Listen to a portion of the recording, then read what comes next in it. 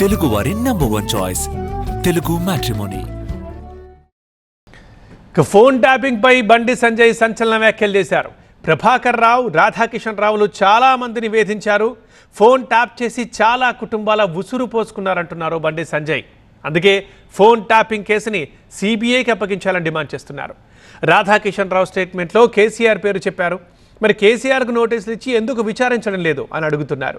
కాంగ్రెస్ బీఆర్ఎస్లు కుమ్మక్కయ్యాయంటూ ఆరోపించారు బండి సంజయ్. ప్రభాకర్ రావు కానీ రాధాకిషన్ రావు అనే వ్యక్తులండి, వీళ్ళిద్దరూ అనేక మంది ఇతర పార్టీలకు సంబంధించిన కార్యకర్తలు ఉసురు పోసుకున్న వ్యక్తులు. వీళ్ళు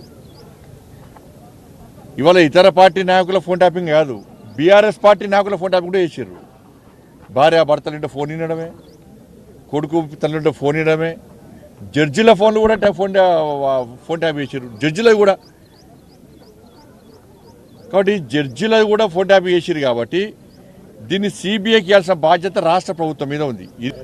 రాధాకిషన్ రావు స్టేట్మెంట్లో పెద్ద ఆయనే కేసీఆర్ చెప్తే మేము ఫోన్ ట్యాపింగ్ చేస్తామని చెప్పి ఆయన స్టేట్మెంట్ ఇచ్చినప్పుడు నోటీస్ ఎవరికి ఇవ్వాలి? కేసీఆర్కు నోటీస్ ఇవ్వాలి. సిరిసిల్ల ఎవరి కేంద్రంగా జరిగింది? కేసీఆర్ కొడుకు కేంద్రంగా జరిగింది. మరి వాళ్ళిద్దరికి ఎందుకు నోటీసులు లేరు? అంటే ప్రభుత్వం వాళ్ళని కాపాడే ప్రయత్నం చేస్తున్నది. లోపాయికార ఒప్పందం, కాంగ్రెస్కును బీఆర్ఎస్కు లోపాయికార ఒప్పందం.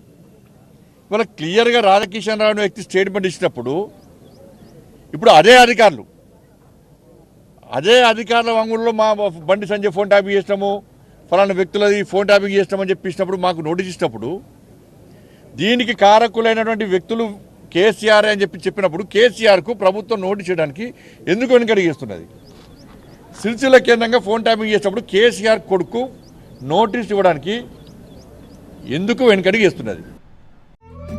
తెలుగు వారి నంబర్ 1 చాయిస్ తెలుగు మ్యాట్రిమోనీ.